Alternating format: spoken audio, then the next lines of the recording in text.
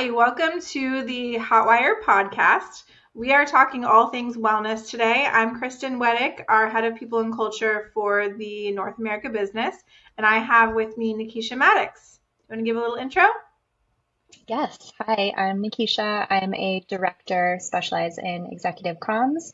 I also am the team lead for our wellness committee, and I'm a certified health coach as well. Nikeisha and I have been here a long time. It's almost 9 years, and Nikeisha almost 7. Almost 7, yeah. And wellness has come a long way at Hotwire. I'd say it's shifted over the years what it looks like, and in more recent years, certainly become a big priority as it relates to our culture and the feel here. So we're going to tell you a little bit about wellness and sort of what it looks like at Hotwire, but also just talking about wellness in the workplace in general. I think we can both agree that it's definitely become, since the pandemic started, a big focus for our employees. It's something we hear about from candidates. They're looking for how companies are prioritizing wellness. But I would say that while we've done some really great things, and you especially in leading the wellness committee, we still have a ways to go. And I think we know that this is a journey we'll always be on. Do you want to maybe start to talk about how wellness has looked at Hotwire and sort of the genesis of the wellness committee? Yeah, for sure. When I started about 7 years ago, I don't remember wellness really being a point of conversation or a focus area. I know I was fresh out of college. I felt a lot of pressure to, show up 100% all the time, prove myself, all of that. I think things that most people feel, especially starting a new job and early in their career. Um, Definitely over the years started to see more of a focus on wellness. I remember I started a Slack channel for wellness in 2018, just as like a personal passion project to see, who wants to receive all of these weird little articles I'm reading and really just talk more.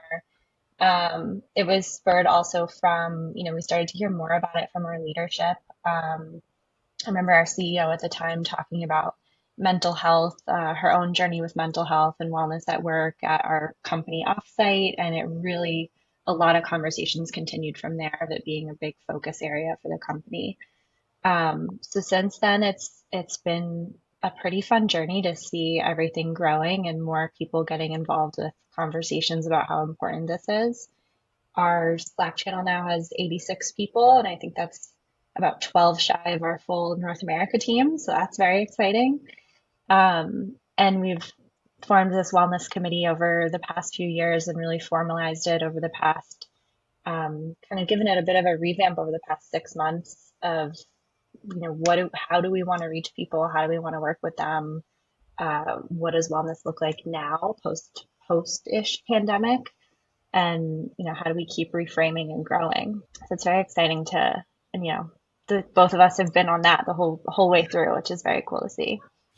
Yeah, well, I love that you brought up. So our old CEO, Barbara Bates, she was infamous for this bring your whole self to work feel. That's how she wanted Hotwire to feel. And back in, it would have been 2018, she had given a talk during a company meeting. We were all together globally, and she had talked about some challenges that she had had with mental health. And it was really the first time I'd ever seen a leader be so vulnerable.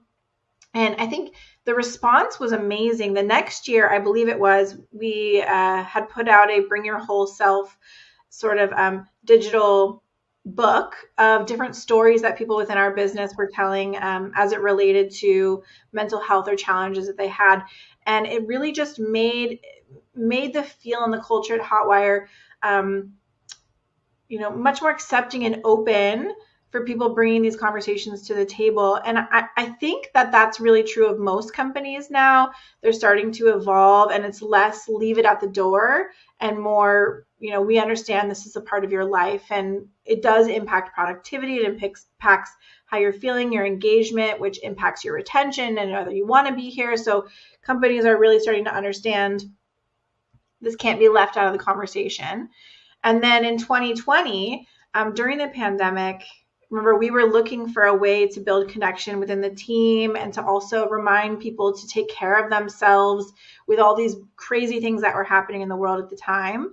And we kicked off our first, what we called the Hot Mess to No Stress Challenge, which was really around a group competition. Everybody was put into teams, and it was how many wellness related activities can you pile on basically in the month. And it wasn't just things like working out or eating healthy, but reading a book, taking time for yourself, taking a pause, taking a break, really rewarding and trying to build excitement around doing those things. And at the time, I think that was perfect for what we needed. We needed a team element, build that connection back. We were all remote, and having sort of a shared goal of wellness across the team. That was great that first year. And then, and that second year we looked at it, and you were a big part of building it, knowing that we had built some of that connection back. Not everybody wanted to be put on a team. Some people wanted to just participate. And so do you want to talk a little bit about how that evolved that year? Yeah. I came at it from a fresh lens that second year too. I had started right before the pandemic, fall of 2019. I started my certification program for becoming a certified health coach. I did it fully out of a personal interest, but really eventually started to trickle into those insights that I could bring to this team and to, my role as a leader, as a manager. But that second wave of this challenge was from, from my eyes, from our team's eyes, was, do people want to be in competition about wellness? It was really served its purpose, like you said, in 2020 of like, people needed camaraderie and you needed people around you and you needed to join those Zoom calls and like, have some fun with people. But then, did it feel good to be competitive about wellness? Does it feel good to say, I had more wellness than you because I read 10 more pages or I went for a walk? Hindsight, a little later. Yeah. And so, so we started to just think like, how do we open that up and do a little bit of both? That year we made it optional. So we said, yes, absolutely. We have a lot of people on our team, and I'm sure lots of people in our industry, definitely in the agency world, like people are very competitive. They like to have fun. They like to win points and things like that. So we kept that as an option, and we had about a 50-50 split that year of people who decided to compete versus people who followed along and had a little bit more of a self-guided approach. And to us, that was very successful. I was very happy to see that. I was bringing more of the coaching lens in of, not just how do we tell people what's good for them, but how do we help them find what's good for them and figure that out themselves and really empower themselves to do that on that journey on their own. I think that's a lot of where we've come over the past several years of overall our company shifting into that space and like people and culture really approaching wellness from not this is what employee wellness is, but how can we help you, find it for yourself and empower you to get what you need. I mean, that's really true of the entire work experience. I mean, people, they want the option to choose whether they're in the office or not. They want the ability to be autonomous in the things that they're doing.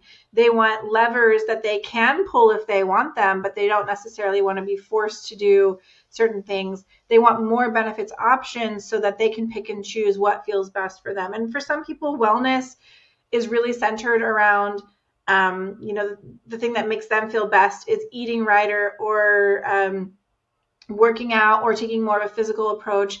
And for other people, it's around utilizing the mental health resources or the medical benefits that we have to see a therapist or someone who can help them deal with what's going on in their lives or just have someone to talk to. And for other people, it's about making space for communities within the organization. We rolled out Empowered Societies this last year, which are safe spaces for people within certain communities, be it people in our LGBTQ community or people who want to talk about mental health or have a disability and want to talk about what that feels like in the day-to-day, or people of our ethnic communities here. They're societies that are really meant to be what those communities need them to be. It's an individualized approach, and you don't have to join. You can if you want. It's there if you want the option. So I know we did this year this spring focus, which looks a little bit different than what we've done in the past. Do you want to talk a little bit about that? Yes. So historically, we've done our focuses, our challenges in the fall. When we reached the fall of 2022, we realized it was just not the best time. We had always done it in the fall, but it was a crunchy bandwidth time for a lot of our teams. We had a lot of client things going on, and we decided, let's hold off. Let's get through the holiday season into next year and really reset going into the new year. So we got into about January, February of this year, and we ran a survey to really understand what are people looking for in their wellness journeys? What topics does it include? Like, what are they wanting to talk about at work when it comes to wellness? Is it financial, emotional, physical? Um, is it stress? Is it burnout? Is it like, what are those things that they really consider as part of this discussion? And also, how do they want to go about it? Do they want to hear from us, resources? Do they want to hear from their managers? Do they want to hear from leadership? Do they want to be in competitions and in teams, or do they want to do this themselves? Overwhelmingly, we found it was a lot of people really wanted to have a self-guided way of going about this with by doing that alongside other people, alongside their peers, and with some support, some recommendations, some things that they could try out. So we switched it to what we call a focus. So our spring focus, around spring cleaning and around re-engaging your wellness. We focused through 3 weeks on different topics on thoughtful working, which is our Hotwire kind of principle, and fluidity and really helping your work for you, um, and energy management and those types of things. Giving people prompts, asking them, what did you do to manage your energy? What did you do to give yourself kind of a self-care moment? What are things that people are working on? What's challenging for you? Like, how do we kind of share and knowledge share, so that people feel inspired and that they also feel like they have a sense of community without feeling like they're required to do any certain things along the way.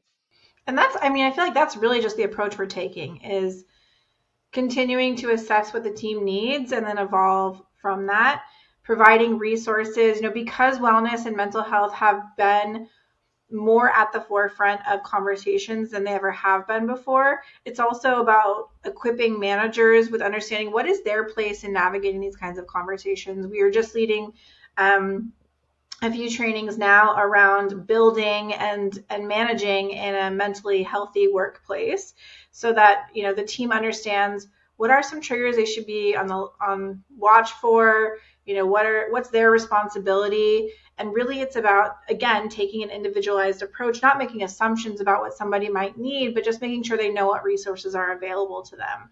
And so I would say, in partnership with you, as we look at leading the wellness committee and the activities that we do, Hotwire's journey is going to continue to evolve. That's really our way of business anyway, being really agile to what the market needs, but being agile to what our people need, and being able to pivot when it makes sense, not trying to force the same things over time if they're just not working or they're just not going to tailor to what the team really needs from their workplace. So, I know that's my approach, leading people in culture. I know, in partnership with you, that's the committee's approach as well. And overall, I think we're just going to continue to see wellness be something that our employees want to talk about, our candidates are looking for in their future employers. It'll just continue to be part of the conversation now. Yeah. Yeah, it's very exciting. I think it's an exciting new part of the evolution of everything. It's definitely, we've seen it evolve over the past, 5 years, like we talked about, from that top down of, leadership really establishing this as important. But what I'm excited about is like seeing it also work its way bottom up of new people joining and new people starting fresh careers and prioritizing it then. Um, Yes. that's amazing to see and very, very cool. And I think amazing that we have those trainings too of how managers, how leaders can help people, from the get-go. So I'm excited about that. It's a really interesting perspective because the generation coming into the workforce now will never have experienced that whole leave it at the door, don't bring it into work sort of mindset, which is going to force, you know, older generations, people who've been in their career many more years, to adapt to what the new workforce needs. So thank you for sharing your perspective and for joining us in this conversation around wellness.